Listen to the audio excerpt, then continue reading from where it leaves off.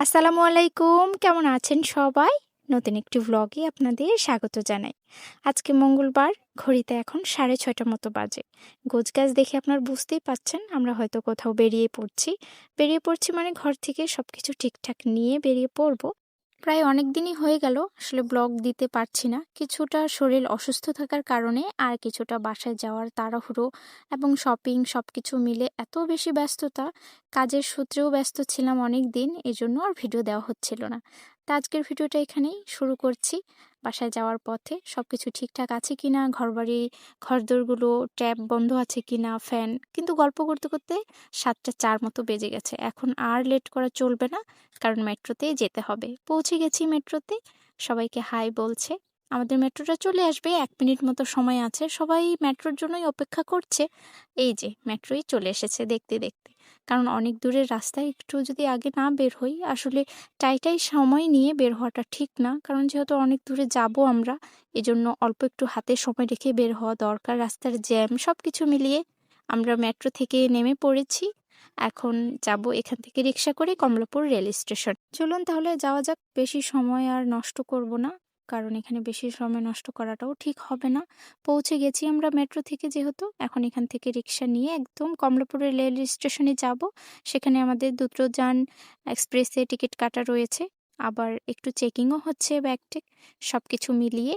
তাই অত বেশি সময় নষ্ট না করে এখান থেকে বেরিয়ে পড়তে হবে। চলুন তাহলে যাওয়া যাক। আসলে বাড়ি যাওয়ার পিছনে কত যে ভালো লাগার গল্প লুকিয়ে থাকে। কতদিন ধরে সবার জন্য শপিং করা, টুকটুক করে সাধ্যমতো সবকিছু কেনা, সেগুলো গোছানো, সেগুলো ব্যাগে আটলো কিনা আবার বের করে আবার ব্যাগে আটানো, এগুলো আসলে মজার ব্যাপার।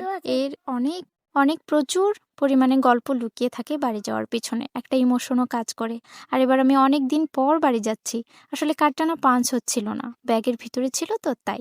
রিক্সাও নিয়ে নিয়েছি, এখন এই রিক্সাটা করে আমরা রেল স্টেশনে প্রায় পৌঁছেও গেছি প্রায়। আর অল্প একটু সময়, নেমে পড়েছি রিক্সা থেকে। এখন রিক্সাকে ভাড়াটা দিয়ে আমরা সামনের দিকে এগিয়ে পড়ব। একদম হাতে সময় নেই জানেন, এত গল্প করতে করতে আর রাস্তায় এতটাই সময় লেগে গেল, একটু আর সময় নেই। ওই যে 7 নম্বর প্ল্যাটফর্মে আমাদের ট্রেনটা দাঁড়িয়েই আছে, কারণ কিছুক্ষণের মধ্যেই ট্রেনটা ছেড়েই দেবে। তো বাইরে থেকে কিছু খাবার টাবার পানি এগুলো নিয়ে নিয়েছি, কারণ ট্রেনের মধ্যে তো খেতে হবে, সারা রাত তো লেগে যাবে। আর শীতের রাত, বেশি আর বের হওয়াও যাবে না ট্রেন থেকে।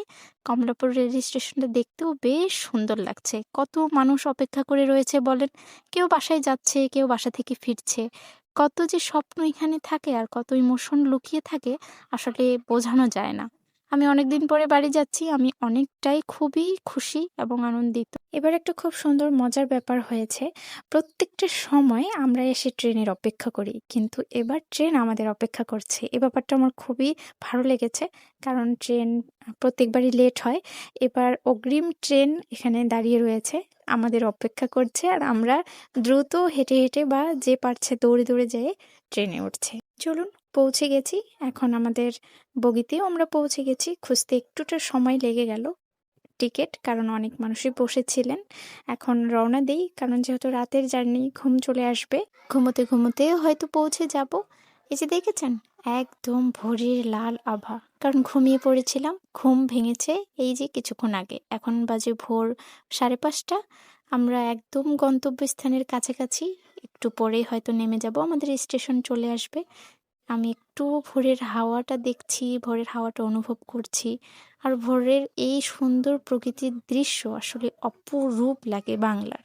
ভীষণ সুন্দর লাগে, অপূর্ব লাগছে। আমাদের উত্তরবঙ্গে অনেকটাই শীত পড়ে গেছে। শীতে তো প্রায় আমি হু হু করে কাঁপছি। সোয়েটার পরে নিয়েছিলাম, তারপরে আবার একটা চাদরও পরে নিয়েছি। মাঠ পেরিয়ে যে ধান কেটে রেখেছে, কত যে সুন্দর লাগছে সবকিছু মিলিয়ে। আমরা একদম আমাদের স্টেশনে পৌঁছে গেছি। ট্রেনের চাকাগুলো ধীরগতি হয়ে গেছে। অবশেষে ট্রেনের যে ঝিকঝিক শব্দ, সেটা থেকে একটু নিস্তার পেলাম। অবশ্যই এই ঝকঝক শব্দতেই ঘুম এসে গেছিল। জার্নিটা ভীষণ ভালো কাটলো। আল্লাহর রহমতে আমরা সুস্থ এবং সুন্দরভাবে পৌঁছে গিয়েছি। ট্রেনটাকে বিদায় জানালাম, এখান থেকে বসেই রয়েছি। ট্রেনটা ছুটলো তার গন্তব্যস্থানে, ট্রেনের ভিতরে মানুষগুলোর স্বপ্ন নিয়ে। আর ট্রেনটা পার হলেই আমরা এভারেস দিয়ে ক্রস করে আবার আমাদের গন্তব্যস্থানে ছুটে যাব। আর এতটাই শীত পড়ে গেছে, চশমা বারবার ঘেমে যাচ্ছে, কারণ মাস্ক পরে রয়েছে এই জন্য। এই যে দেখেছেন আমাদের বাড়ি যাওয়ার রাস্তা। এত বেশি ভালো লাগছে যত ধীরে ধীরে কাছে যাচ্ছি। আর কি সুন্দর একটা আবহাওয়া! এই ভোরের আবহাওয়া তো এমনিতেই সবার খুব পছন্দ, আমার তো ভীষণ পছন্দ, ভীষণ ভালো লাগছে। চলুন তাহলে এগোনো যাক, আর বেশি সময় নষ্ট করব ঘড়িতে না। এখন 6টা 13 মিনিট। চলুন তাহলে।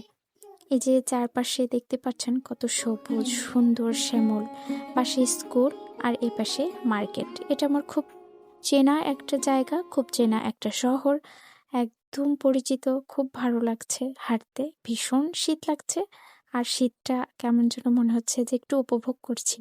স্কুলটা দেখতে পাচ্ছেন, এটা একটা হাই স্কুল, পাশেই একটু প্রাইমারি স্কুল আছে, দাঁড়ান হাঁটতে হাঁটতে সেটাও দেখা যাবে।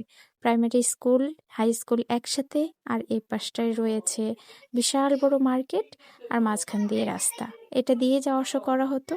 আসলে আমার বলতে গেলে মাধ্যমিক বা উচ্চ মাধ্যমিক পুরোটাই তো এই শহরেই কেটেছে, তাই এই শহরটা আমার খুবই চেনা জানা, খুব পরিচিত এবং আপন আপন লাগে।